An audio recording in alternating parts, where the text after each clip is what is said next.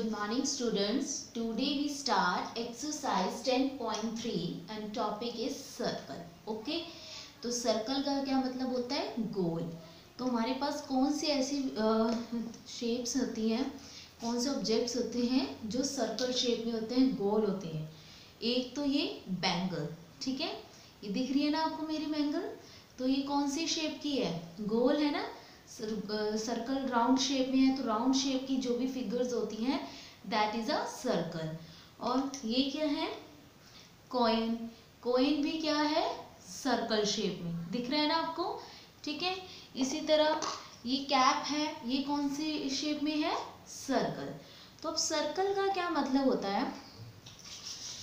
Circle क्या है? ये जो ये एक कैप है, ढक्कन है, ये इसका जो सर्कल का सेंटर पॉइंट है, सेंटर जो पॉइंट क्या होता है, जो बीच में ही है, जहाँ से सभी पॉइंट, सभी का डिस्टेंस जो होगा वो इक्वल होगा. अगर मैं यहाँ इसका सेंटर ये ले रही हूँ, तो अगर मैं यहाँ पे नाप रही हूँ ये भी 3 होगा, इस साइड से नाप रही हूँ ये भी 3, this one also 3, this one is also 3, this one is also 3, this one is also 3 and this one is also 3.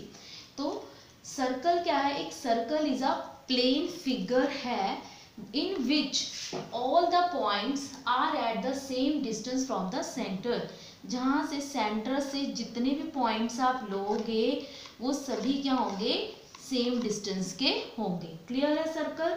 जिससे एग्जांपल मैंने कॉइन और बैंगल के लिए, ठीक है. अब सर्कल का सेंटर ऑफ द सर्कल क्या है? सेंटर ऑफ द सर्कल क्या है? फिक्स पॉइंट होता है. It is the fix point from it is a fix point which the circle is drawn. ठीक है, एक ऐसा फिक्स पॉइंट है जिसकी हेल्प से ही सर्कल ड्रॉ किया जाता है. ठीक है, कंपास की हेल्प, कंपास भी होती है. जब आप कंपास को यहाँ रखेंगे तो सेम इक्वल पॉइंट्स लेगा और सर्कल ड्रॉ कर देगा. तो fix centre of the circle क्या है? It is a fix point from where the circle is drawn. ऐसा फिक्स पॉइंट जहाँ से सर्कल जो है ड्रॉन किया जाता है. क्लियर है? जैसे ये एक सर्कल है, ठीक है, सर्कल ड्रॉ किया, ये इसका जो सेंटर पॉइंट है दैट इज अ ए.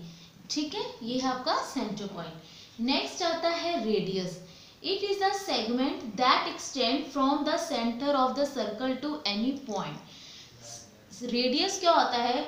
जो एक सेगमेंट है जो सेंटर ऑफ द सर्कल से लेकर कहीं भी ड्रॉ कर सकता है, किसी भी डायरेक्शन में.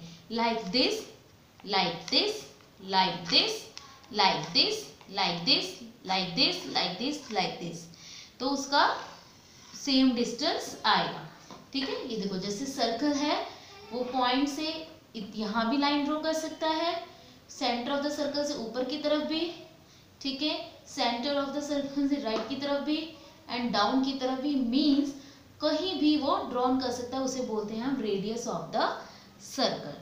तो रेडियस, ये एक सर्कल है, इसमें रेडियस क्या है? ए बी भी हो सकता है, ए क्यू भी हो सकता है और ए पी भी हो सकता है. मतलब सर्कल का वो रहेगा हाफ ही. ठीक है, क्लियर है? नेक्स्ट है, तो ये A B, A Q, A P आपकी क्या है? रेडियस. नेक्स्ट आता है diameter. It is the segment, ये भी एक सेगमेंट है, एक लाइन है, पार्ट है दैट जॉइंस एनी 2 पॉइंट. वो कोई भी 2 पॉइंट्स ज्वाइन कर सकता है ऑन द सर्कल, और हमेशा वो पास कहाँ से करेगा? सेंटर से. तो जो सर्कल है उसके सेंटर में से पास करेगी लाइन, कोई भी लाइन हो सकती है, 2 पॉइंट्स को ज्वाइन करेगा. ये 2 पॉइंट्स को भी ज्वाइन कर रहा है क्योंकि ये भी सेंटर ऑफ द सर्कल में से जा रही है. ये भी 2 पॉइंट हो सकते हैं, ये भी 2 पॉइंट हो सकते हैं, ये भी 2 पॉइंट हो सकते हैं. तो इसमें डायमीटर क्या है? पी क्यू, क्योंकि सेंटर ऑफ द सर्कल में से पास कर रहे हैं. अगर मैं ये लाइन भी पूरी ड्रॉ कर दूंगी तो सपोज सी नाम दे दिया, तो सी बी भी डायमीटर हो जाएगी क्योंकि वो भी सेंटर ऑफ द सर्कल से पास कर रहे हैं.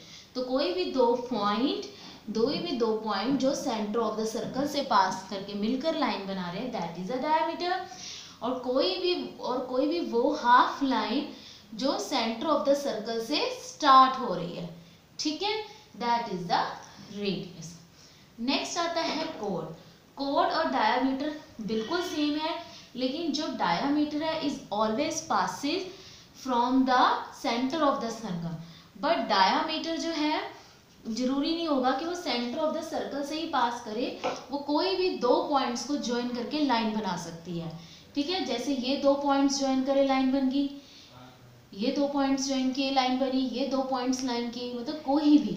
तो कोड क्या करती है, अगर आप नीचे से दो पॉइंट ज्वाइन करें, सबसे छोटी लाइन आएगी, फिर थोड़ी बड़ी, फिर बड़ी, फिर थोड़ी छोटी हो जाएगी, फिर थोड़ी छोटी, लेकिन जो डायामीटर वाली लाइन होगी यानी जो सेंटर ऑफ द सर्कल में से पास हो रही होगी वो सबसे लॉन्गेस्ट कोड होगा।